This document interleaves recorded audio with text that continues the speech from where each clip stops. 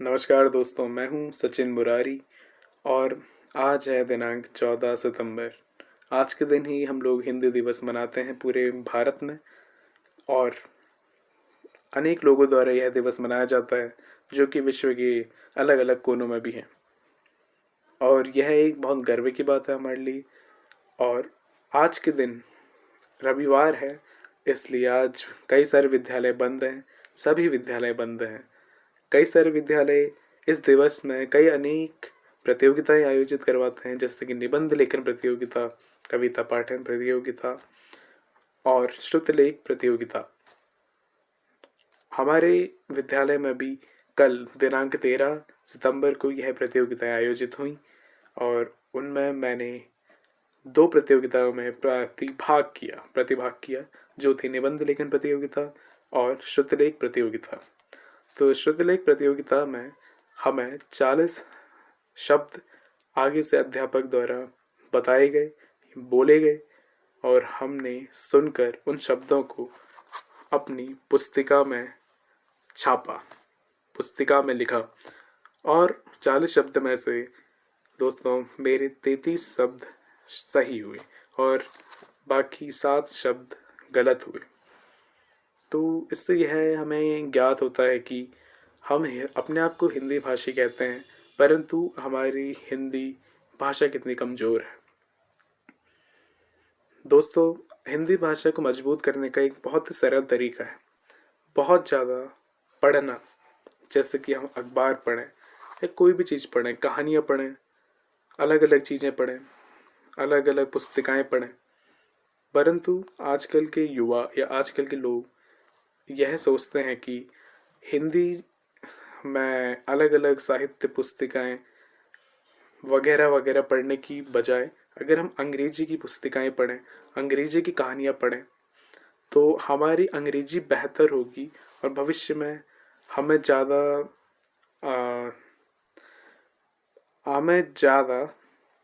दोस्तों शब्द नहीं आ रहे, भविष्य में हमें बहुत सारी हमारी अंग्रेजी बहुत बेहतर होगी और हमें भविष्य में बहुत सारे मौके मिलेंगे, अलग अलग अवसर प्रदान होंगे अलग अलग काम हेतु। तो यह बात सही है, परंतु हमें हिंदी पर भी बहुत ज़्यादा अपना मन केंद्रित करना चाहिए उसे पढ़ते वक्त।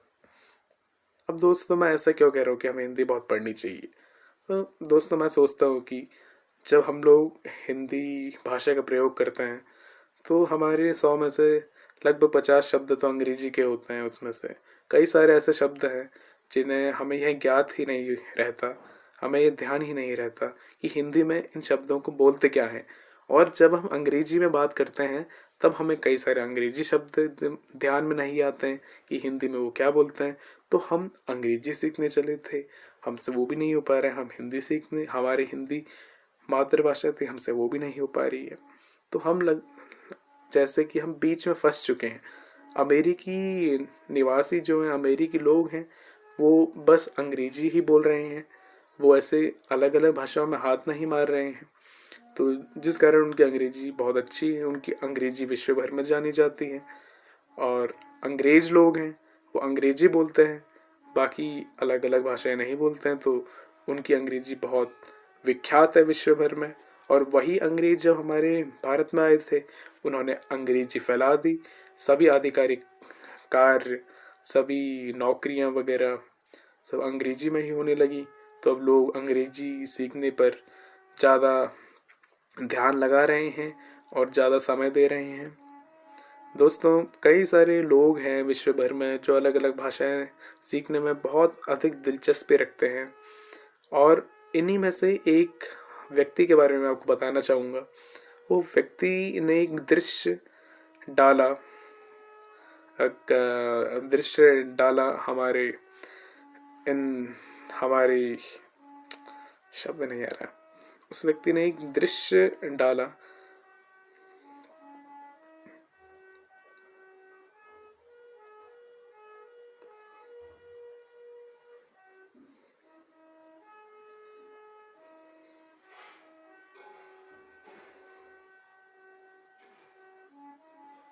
उस व्यक्ति ने एक दृश्य डाला।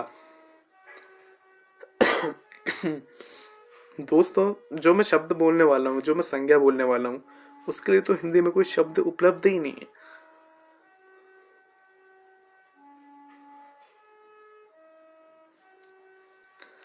तो उसने एक दृश्य डाला।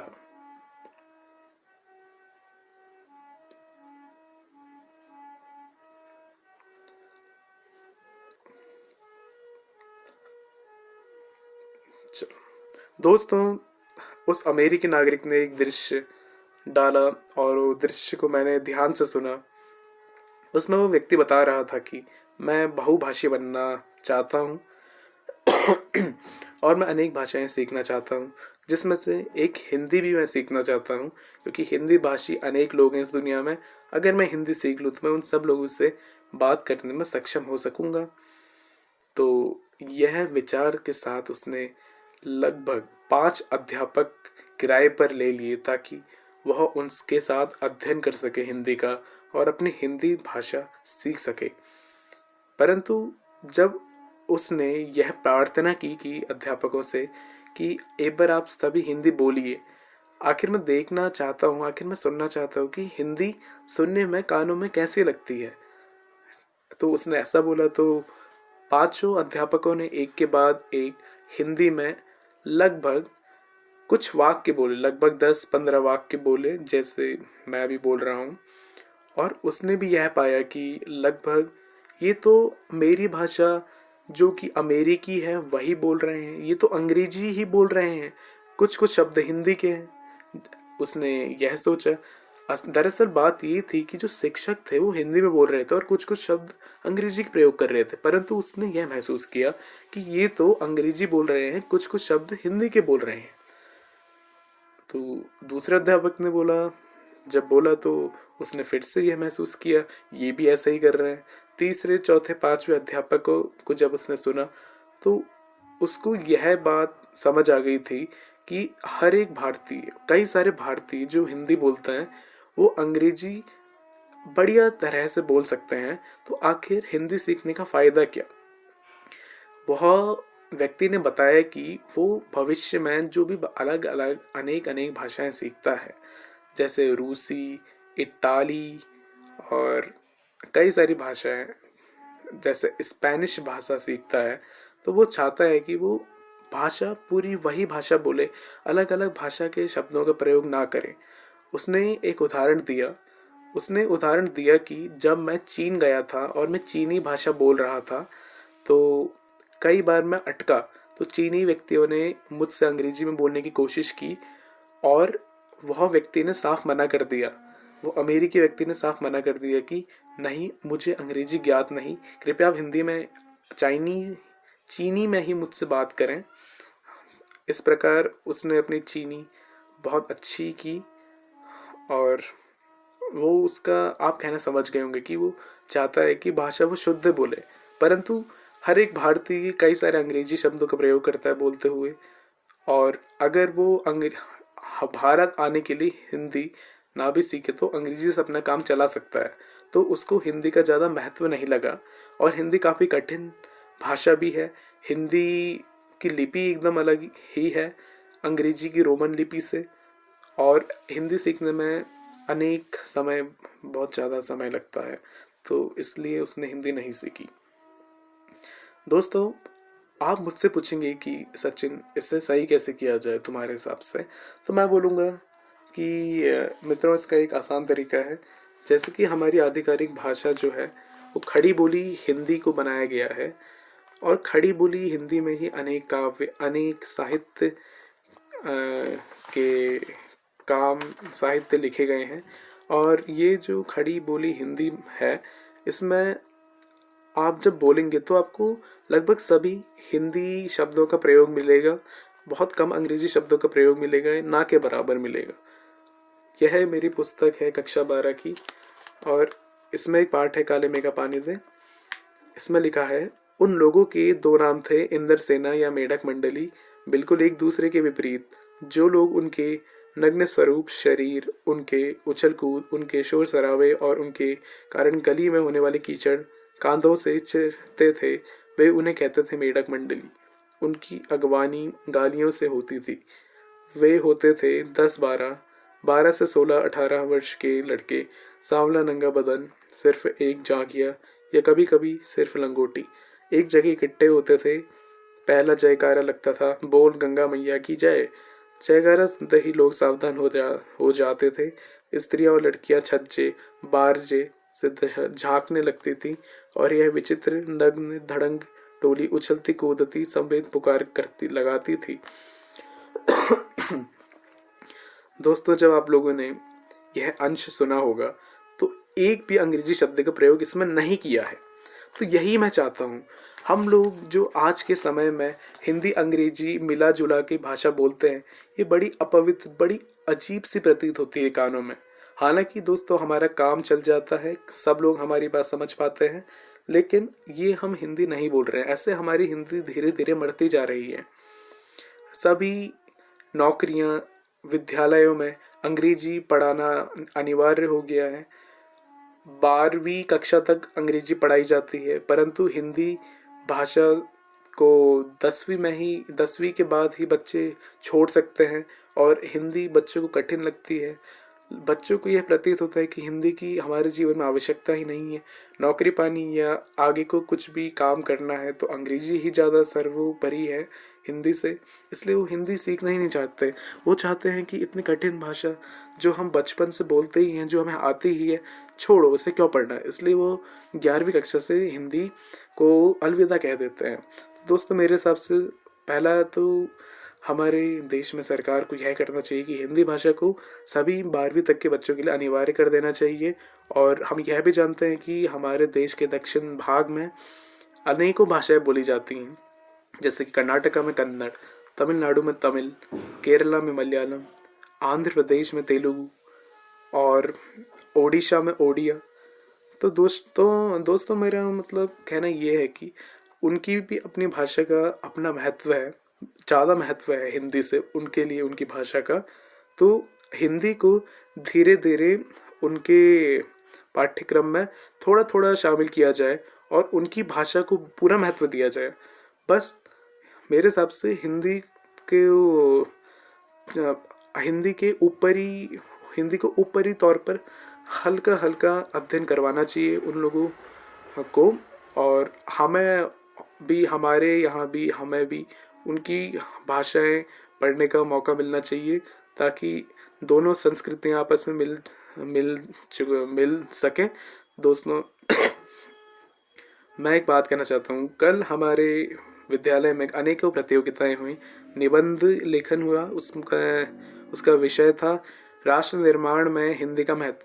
दोस्तों, ये विषय हमें पहले दे दिया गया था, परंतु मैंने यह विषय को एकदम अनदेखा किया, इसकी बिल्कुल ही तैयारी नहीं की। और मैंने यह सोचा था कि जब मैं विद्यालय में बैठा हूँगा, निबंध लिख रहा हूँगा, तो मैं जो भी दिल से बात आए उसको अपनी पुस्तिका में लिखूँगा। और मैंने एक बात लिखी थी कि जब तक हमारे पास अपनी भाषा रूपी तलवार होती है, तब तक हम किसी भी गुलामी के चंगुल से बाहर आ सकते हैं। तो यह बात जो थी, उसका हमारे देश के भावी नेताओं को, उस समकालीन भावी नेताओं को अच्छे से इस बात का ये बात ज्ञात थी। और उन लोगों ने अपनी सभाओं में अलग अलग जगह जाकर हिंदी में अलग अलग भाषण दिए, हिंदी में पुस्तिकाएं लिखी, हिंदी में कविताएं लिखी, जिससे देशभक्ति की भावना लोगों में फैली, स्वतंत्रता की आग जागी। और देखो दोस्तों, ये भारत है, ये पूरा भारत है ना, इसमें हर जगह हिंदी नहीं बोली जाती। हिंदी लगभग भारत के बीच में बोली जाती है, उत्तर भाग में बोली जाती है और केंद्रीय भारत में बोली जाती है, ठीक है। और अनेकों जगह क्षेत्र ऐसे हैं जहाँ हिंदी नहीं बोली जाती है। लेकिन उस समय के नेताओं को ये पता था कि पूरे सभी भाषाओं के लोगों को जो कि भारत से ताल्लुक़ रखते हैं, उन्हें आपस में लाना बहुत ज़रूरी है। तो उन लोगों ने क्या किया कि वो अलग अलग जगह गए। जैसे हिंदी बोलने वाले व्यक्ति, क्योंकि भावी नेता भारत के उस समय के हिंदी बोलने वाले थे क्षेत्र में, और अलग अलग क्षेत्रों में तमिल के नेता थे, यह नेता थे, वह नेता थे, कन्नड़ नेता थे, मराठी नेता थे। तो इन सब नेताओं, अलग अलग भाषाओं के नेताओं के बीच में एकता होनी बस जरूरी थी, ताकि भारत के सभी लोग एक हो पाए। तो हुआ क्या कि हिंदी बोलने वाला नेता महाराष्ट्र गया, वहाँ उसने मराठी जो संस्कृति है उससे अपने आप को, उसको मराठी संस्कृति को उसने आदर दिया, सम्मान दिया, मराठी संस्कृति को अपनाने की कोशिश की उसने। और बदले में, और यह देखकर मराठी प्रभावित हुए कि एक हिंदी भाषी ऐसा कर रहे हैं, हमारी संस्कृति से इतना ज़्यादा प्रभावित है, क्यों ना हम इससे भी सीखें। तो इसका, और वो जो व्यक्ति गया था उसने हिंदी का प्रभाव बढ़ाया उस क्षेत्र में, हिंदी का प्रचार प्रसार किया, और ये काफ़ी शांत तरीके से हो गया, काफ़ी स्नेह तरीके से हो गया, बिना शांतिपूर्ण तरीके से हुआ। इस कारण हिंदी अलग अलग जगह फैली, अलग अलग जगह की भाषा हिंदी वाले क्षेत्रों में हल्की हल्की फैली। तो इससे सभी लोग आपस में मिलजुल गए और इस प्रकार राष्ट्र निर्माण हुआ। तो दोस्तों, आज के समय में भी ऐसे ही करना चाहिए। जैसे हमें उत्तर भारत में हिंदी और अंग्रेजी पढ़ाई जाती है, और कई सारे स्कूलों में बाहर की भाषाएं भी पढ़ाई जाती हैं। मेरे हिसाब से पहला तो हिंदी एकदम अनिवार्य कर देनी चाहिए उत्तर भारत के राज्यों में, जहाँ हिंदी औपचारिक भाषा भी अलग अलग राज्यों की जहाँ हिंदी बोली जाती है। और यह भी करना चाहिए कि दक्षिण भारत या उत्तर पूर्व भारत में क्या करना चाहिए कि एक हिंदी का विषय भी लाना चाहिए। और ये जो हिंदी विषय है, ये उनके जो भी स्थानीय भाषा है उसके ऊपर थोपा नहीं जाना चाहिए, बल्कि एक विकल्प के रूप में बच्चों को पढ़ने का मौका दिया जाना चाहिए। और हिंदी को, और इससे क्या होगा कि बच्चे जो होंगे वो अलग अलग ये सब पढ़ेंगे, अलग अलग हिंदी के बारे में भी जानेंगे, थोड़ा थोड़ा जानेंगे। उनके मन में यह भावना नहीं आएगी कि हमारी स्थानीय भाषा को हिंदी ख़त्म कर रही है, बल्कि उनके मन में यह भावना आएगी कि चलो हिंदी भी सीख लेते हैं और अपनी वो स्थानीय भाषा भी सीखें। इससे हिंदी काफ़ी शांतिपूर्ण रूप से पूरे भारत में फैल सकेगी। और हमें क्या करना चाहिए कि हमें यह करना चाहिए कि जो खड़ी बोली जो इस किताब में लिखी हुई थी हिंदी, इसको अपने बोलचाल की भाषा के रूप में स्थापित करना चाहिए, जिससे क्या हो कि हम जो भी बोलें वो सभी शब्द उसमें हिंदी के हों, और असली हिंदी, शुद्ध हिंदी लोगों के बीच फैले, और लोगों के बीच फैले, दुनिया के देशों में फैले, जिससे जिससे बहुभाषी लोग या भाषा सीखने वाले लोग यह बोलें कि हाँ, हिंदी शुद्ध हिंदी है, हम सीखेंगे। इससे हिंदी देश, अलग अलग देशों में फैलेगी और हिंदी की छवि बेहतर होगी। और हम भारतीय जो कि हिंदी कहलाए जाते हैं, हिंदुस्तानी कहलाए जाते हैं, इनकी सांस्कृतिक आवाज़ भी बेहतर होगी, दृढ़ होगी। और जो हमारा संस्कृति है, जो कि एकदम पूरी मिश्रित हो चुकी है अंग्रेजी संस्कृति से, वो ज़्यादा भारतीय बनेगी। तो दोस्तों, मैंने अभी तक एक भी अंग्रेजी शब्द का प्रयोग ही नहीं किया है। मेरे हिसाब से मेरा मन लग रहा है कि ये जो दृश्य ये जो भी चीज़ है, ये इसका हिंदी नाम तो मुझे नहीं पता, तो ये दृश्य अंकित कर रही है, दृश्य कैद कर रही है मेरे और मेरा हिंदी बोलने के। तो इसको रोका जाए। परंतु मैंने तो कोई अंग्रेजी शब्द का प्रयोग ही नहीं किया है शायद। तो अब इसको, ये जो दृश्य अंकित कर रहा है, दृश्य कैद कर रहा है, मैं इसको चलने देना चाहूँगा और मैं बोलते ही जाता हूँ चीज़ें अलग अलग।